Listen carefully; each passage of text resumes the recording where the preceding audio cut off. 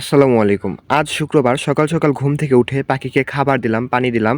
আরেকটা কথা যে আমি গত শুক্রবারে আমি আরও ৫০ পিস পাখি আনছি ২৫ দিন বয়সের ৪০ টাকা করে। আর ওইখানে ২টা হোয়াইট কোয়েলও আছে। ২টা হোয়াইট কোয়েল যারা পালন করে, যাদের কাছে আছে তারা আসলে বিক্রি করতে চায় না। কারণ হোয়াইট কোয়েল দিয়ে তারা নতুন কোনো একটা জাত তৈরি করে, যেখান দিয়ে শুধু হোয়াইট কালার কোয়েলই হয়। যার কারণে কেউ হোয়াইট কালার কোয়েল বিক্রি করতে চায় না। তারপরেও আমি যার কাছ থেকে পাখিগুলো আনছি তাকে রিকোয়েস্ট করে ২টা হোয়াইট কোয়েল নিয়ে আসছি। আর আমি সকাল সকাল চলে গেছি গোয়ালবাড়ি, কারণ আমার অনেক দিন ধরে এই চিন্তা ভাবনা ছিল যে ২টা রাজহাঁসের বাচ্চা কিনুম।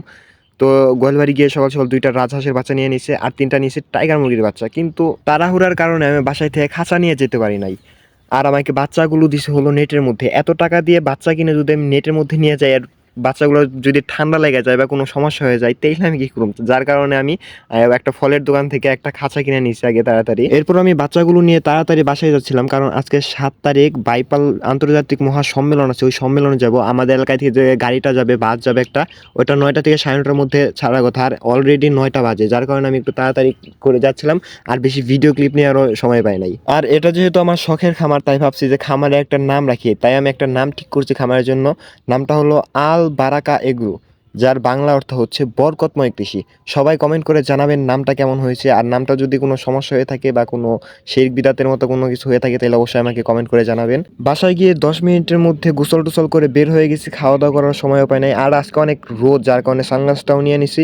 আর সিয়াম আমাকে বারবার SMS দিতেছে। আর অলরেডি 9:40 বাজে, আমার মনে হয় বাস অলরেডি ছাইড়া দিছে। তারপর যা হওয়ার তাই হইলো, বাস আমাদের রেখে চলে গেছে। আর এখন আমরা যাইতাছি লোকালে। এখন আমরা আছি জিরানি বাজার। ফটাফট আমরা বাইপাল চলে যাবো। আর রাস্তায় অনেক বেশি জ্যাম, যার কারণে আমরা বাস থেকে নেমে হাঁটা শুরু করে দিয়েছি। আমরা বাইপালে খুব কাছাকাছি চলে আইছি। আর কিছু ভাইরা মোটরসাইকেল নিয়ে ফুটপাতে উঠে গেছে, যেটা একদমই ঠিক না। আর ফাইনালি সম্মেলন গেটের সামনে চলে আইছি। এখানে অনেক বেশি পরিমাণের ক্রাউড।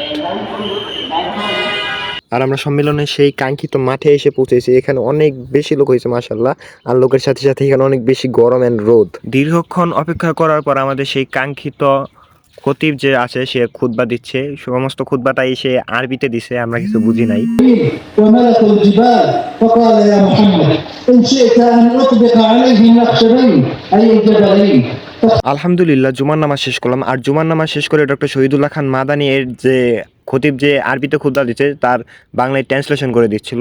আমরা সেগুলো শুনে সুন্দর করে বাসায় চলে এসেছি তাড়াতাড়ি, কারণ ওখানে আমরা আর খাওয়া দাওয়া করি নাই, সরাসরি বাসায় এসে খাওয়া দাওয়া করেছি। এরপর বাসায় এসে আসরের নামাজটা পড়লাম। এরপর দেখি যে মা বাচ্চা দুটাকে খাঁচায় বন্দি করে রাখছে। আর আমি যেহেতু সারাদিন বাসায় ছিলাম না, আমার কোয়েল পাখি ঘরের সামনের অবস্থা একদম পুরা খারাপ, ঝাড়ু দেওয়া নাই সারাদিনে। কোয়েল পাখিকে তেমন খাবার টাবারও দেয় নাই আম্মা।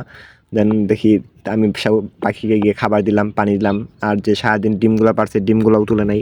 তারপর ডিমগুলো তুললাম। এরপর আমি হাঁসের বাচ্চা দুইটাকে ছেড়ে দিছি। তারপর ওষুধ খাওয়ালাম, ঠান্ডার ওষুধ খাওয়ালাম, ক্যালপেক্স খাওয়ালাম, জিঙ্ক খাওয়ালাম। দেন এগুলোর সাথে আমি একটু খেলা করছিলাম। এগুলো দেখি ছাড়ার সাথে সাথে অনেক বেশি দৌড়াদৌড়ি করতেছে। দেন এগুলো এখনো খাওয়ার ম্যানার শিখে নাই, কেমনে খাইতে হয়। তো খাওয়ার নিয়ে একটু ঝামেলায় আছি, কেমনে যে খাওয়াবো এগুলোকে আল্লাহ জানে। আর যে আমাদের বাসার মুরগি, দেশি মুরগিগুলো, এগুলোকে শুধু ঠুকরা ছিল। আর আমি এগুলোকে দাঁড়িয়ে দাঁড়িয়ে পাহারা দিচ্ছিলাম। তো আজকে ভিডিওটা এই পর্যন্তই। ভালো লাগলে like, comment, share and subscribe করে দেন। দেখা হচ্ছে নতুন কোনো ভিডিওতে নতুন কোনো ইনফরমেশন নিয়ে। আল্লাহ হাফেজ।